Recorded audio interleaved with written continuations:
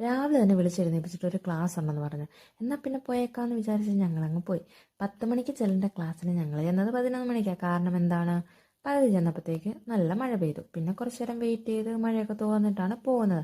അവിടെ ചെന്നിട്ട് ചായ, വട, ഒരു കേക്ക് ഇതും കഴിച്ച് ഞങ്ങൾ നേരെ തിരിച്ചു വന്നു.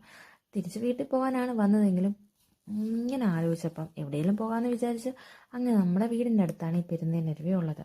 അപ്പം പിന്നെ അങ്ങോട്ട് പോകാമെന്ന് വിചാരിച്ച് കുറേ അധികം പോയിട്ടുണ്ടെങ്കിൽ നമുക്കിഷ്ടപ്പെട്ടവരുടെ കൂടെ പോകുമ്പോൾ ആ സ്ഥലം കാണുന്നതിലുപരി നമ്മൾ നന്നായിട്ട് എൻജോയ് ചെയ്യും അല്ലേ.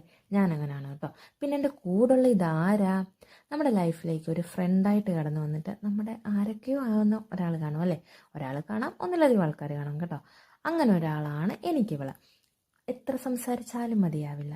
എത്ര ടൈം കിട്ടിയാലും ഇങ്ങനെ ഒരു കഥ അത് കഴിയുമ്പോൾ ഞങ്ങൾക്ക് അടുത്ത കഥ. അങ്ങനെ കുറേ സംസാരങ്ങൾ അവസാനിക്കുന്നേയില്ല. ഇപ്പോൾ കുറച്ച് ഡേ ആയിട്ട് നല്ല മഴയായതുകൊണ്ട് അത്യാവശ്യം നല്ല രീതിക്ക് വെള്ളം ഉണ്ടായിരുന്നു. അതുകൊണ്ട് ഞങ്ങൾ അങ്ങോട്ടൊന്നും ഇറങ്ങിയില്ല.